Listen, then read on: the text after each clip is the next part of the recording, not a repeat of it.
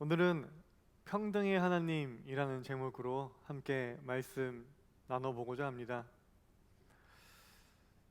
지난 수요일 21대 국회의원 선거가 있었습니다. 어떤 정당을 지지하느냐를 떠나 한 표를 행사하는 것은 참으로 의미 있는 일입니다. 우리 신세계교회 청년들은 제가 전화 신방을 하면 대부분 다 집에 있더군요. 집에 있는 것이 좋아서 집에 있는 것이라기보다는 사회적 책임을 가지고 건강한 시민의식을 가지고 집에 있었던 거라 생각을 합니다. 건강한 시민의식을 가진 아주 바른 청년들이기에 모두들 투표하셨을 것이라 믿어 의심치 않습니다. 개표하느라 고생한 청년들도 있는데 밤늦게까지 고생 많으셨습니다. 나름의 좋은 경험이 되었을 것이라 생각합니다. 생일이 지난 만 18세 모든 국민이 한 표를 행사하는 투표 방식은 우리에게 익숙한 방법입니다.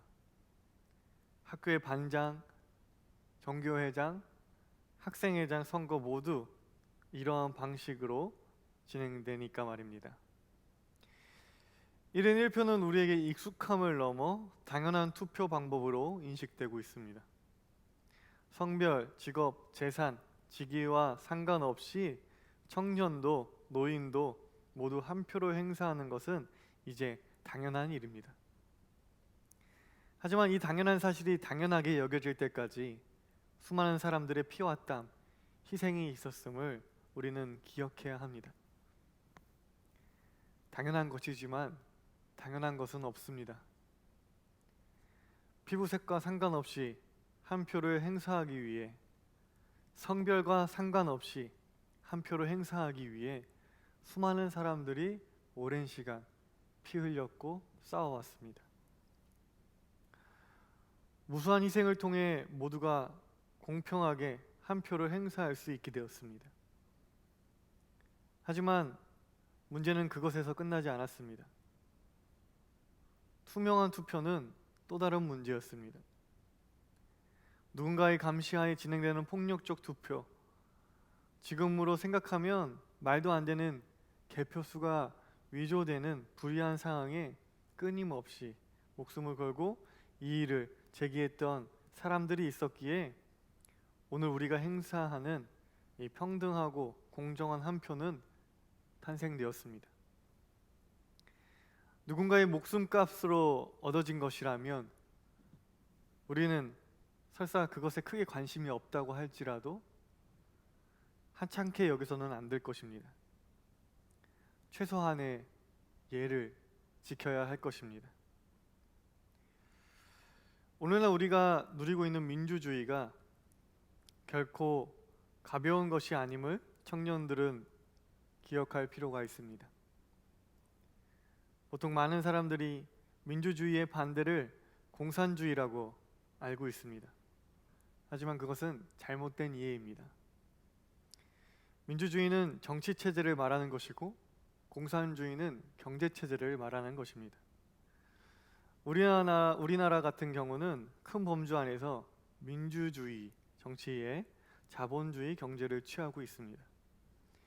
민주주의의 반대 개념을 엘리트주의 또는 독재체제라고 말합니다.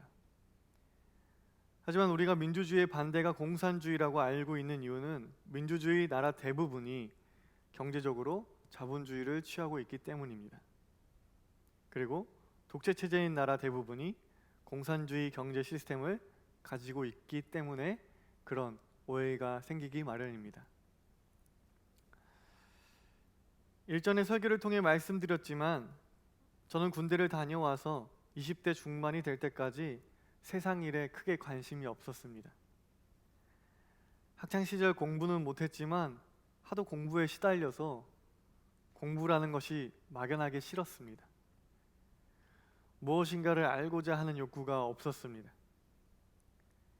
하지만 제가 공부라는 것을 잘못 알고 있었던 것입니다. 진짜 공부는 지식을 쌓는 것보다 의미를 깨닫는 일입니다. 지식을 쌓는다 할지라도 의미를 깨닫지 못한다면 그것은 안다고 말할 수가 없습니다. 민주주의가 무엇이고 첫 국회의원 선거를 언제 했냐는 역사적 사실을 아무리 달달 외우고 있다고 할지라도 그것이 지금의 나에게 어떤 의미가 있는지 깨닫지 못한다면, 내가 가진 권리의 무게를 알지 못한다면 그것은 제대로 알고 있다 말할 수 없습니다.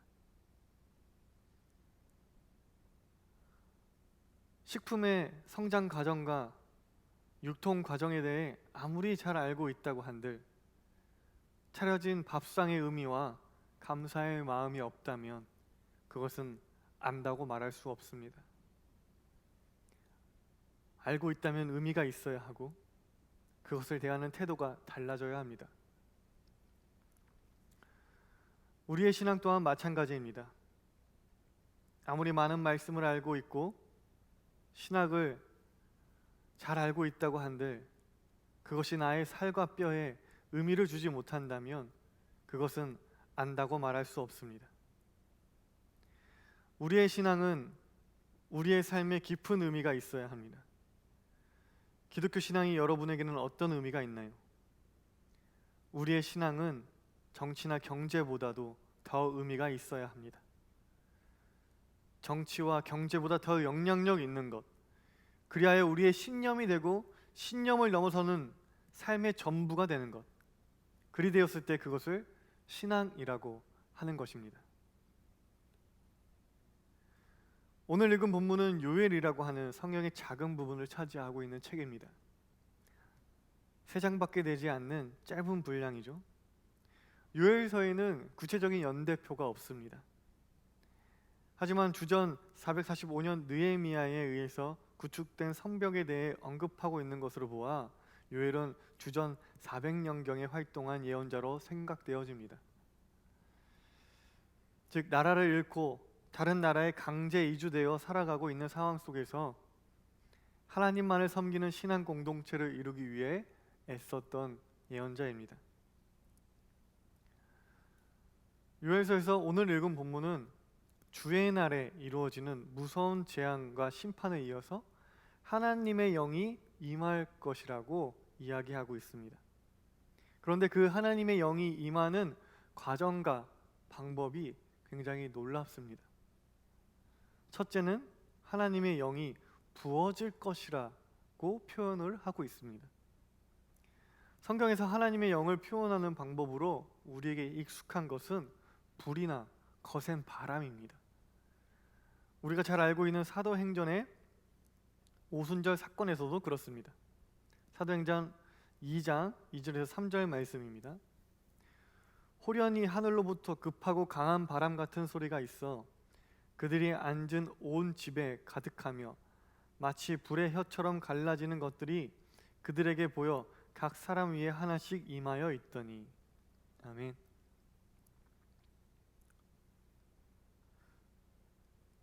하지만 이러한 불이나 거센 바람이라는 표현 대신에 요엘은 하나님의 영이 부어진다고 표현하면서 물과 같이 임하시는 하나님의 영에 대해서 이야기하고 있습니다.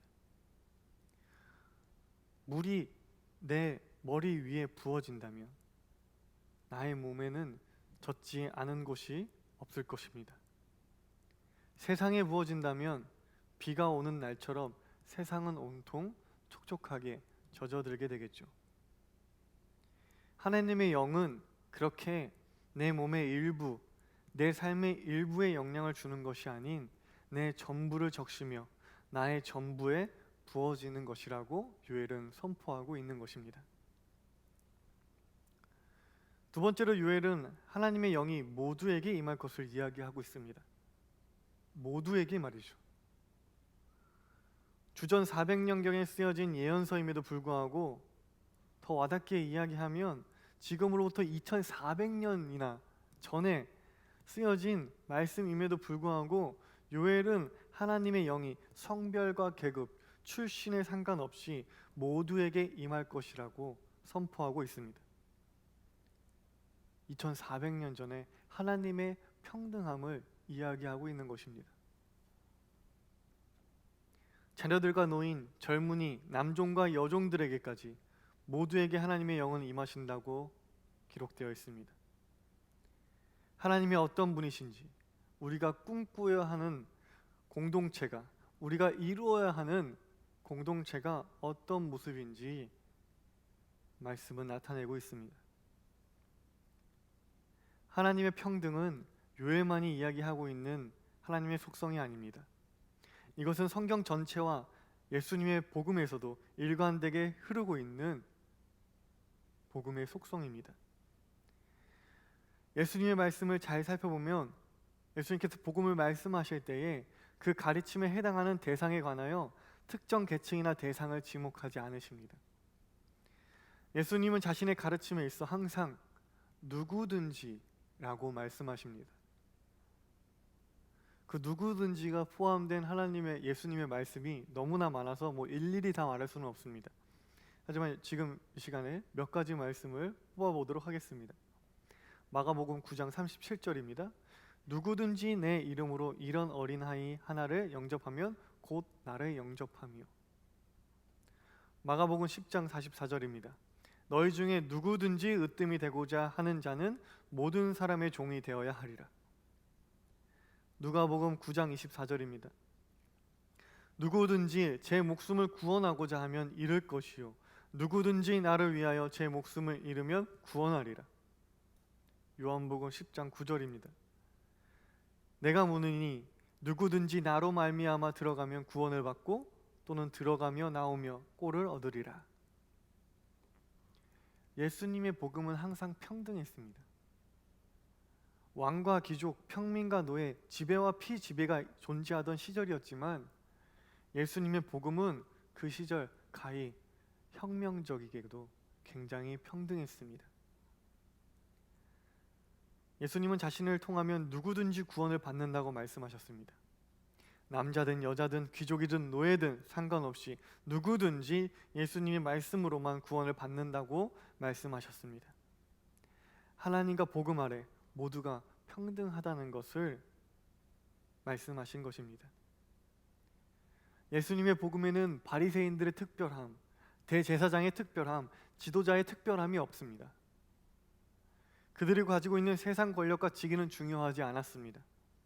구원은 오직 말씀에 순종했을 때만 이루어질 수 있는 것이었습니다. 그러니 예수님의 말씀은 그들의 권력과 지위를 해체시키는 것이었죠. 그래서 그들은 예수님의 복음을 탐탁지 않게 여겼습니다. 예수님의 가르침이 오랜 시간 동안, 아니 오늘날까지 힘있고 권력 있는 사람들에게보다 낮고 약한 이들에게 더욱 기쁜 소식으로 다가오는 이유는 이 복음의 평등성 때문일 것입니다.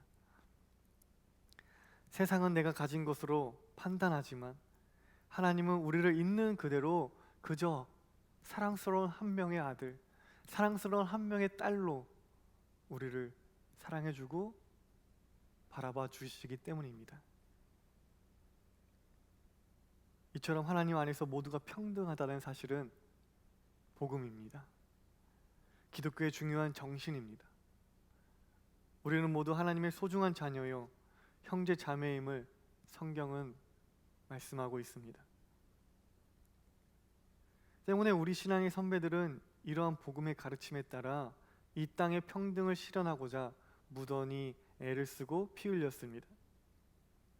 그것은 단순히 정치적인 행동을 넘어 신앙의 양심에 의한 것이었습니다. 계급의 귀천이 있었던 시절, 그것을 없애고자 노력했고,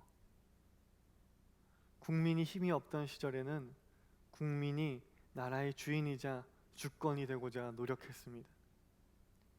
돈이 사람의 높고 낮음을 구분할 때에는 그런 차별을 없애고자 노력해왔습니다.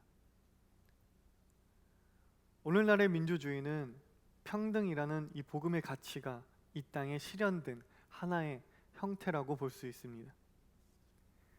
그렇다고 하여 민주주의가 평등의 완전한 모습이라고는 볼 수 없습니다. 그것은 불완전한 것입니다. 민주주의 사회에서도 여전히 불평등은 존재하고 차별과 혐오가 난무하기 때문이죠. 신앙은 체제와 제도 위에 있는 것입니다. 체제와 제도를 넘어 우리의 신념과 영에 맞닿아 있는 것입니다. 그러니 우리는 체제나 제도에 만족하는 것이 아닌 더 나은 세상을 향해 끊임없이 꿈을 꾸어야 합니다. 한 표를 행사하는 것을 넘어 그 이상의 평등을 꿈꾸어야 합니다. 하나님의 영이 모두에게 임하여 노인, 청년, 남과 여 모두가 하나님 안에서 평등해지는 진정 평화로운 세상을 꿈꾸어야 하는 것입니다. 오늘 읽은 본문에서 제가 제일 좋아하는 부분은 하나님의 영이 젊은이에게 부어지는 부분입니다. 하나님의 영이 젊은이에게 부어지자 젊은이들은 이상을 봅니다. 이상. 사전적 의미는 생각할 수 있는 범위 안에서 가장 완전하다고 여겨지는 상태를 의미합니다. 하나님의 영이 젊은이에게 임하면 젊은이들은 인간이 상상할 수 있는 가장 완전한 상태를 보게 된다고 성경은 기록하고 있습니다. 즉 하나님 나라를 보게 되는 것이죠. 모두가 하나님의 자녀로서 귀함받고 모두가 형제 자매로 지내는 이 평등의 세상을 보게 되는 것입니다.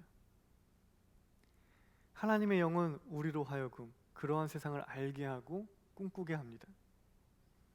젊은이들이 이상을 바라보지 않는다면, 젊은이들이 하나님 나라를 꿈꾸지 않는다면 희망은 없습니다. 그것만큼 어두운 것은 없습니다.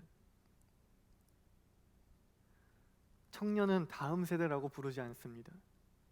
다음이 아니기 때문이죠. 청년은 지금 이 시대를 끌어야 하고 변화시켜야 하는 사람들입니다. 그러니 이상을 볼 줄 아는 사람들이어야 합니다. 우리가 생각할 수 있는 가장 완전한 상태를 꿈꿀 수 있는 유일한 세대입니다.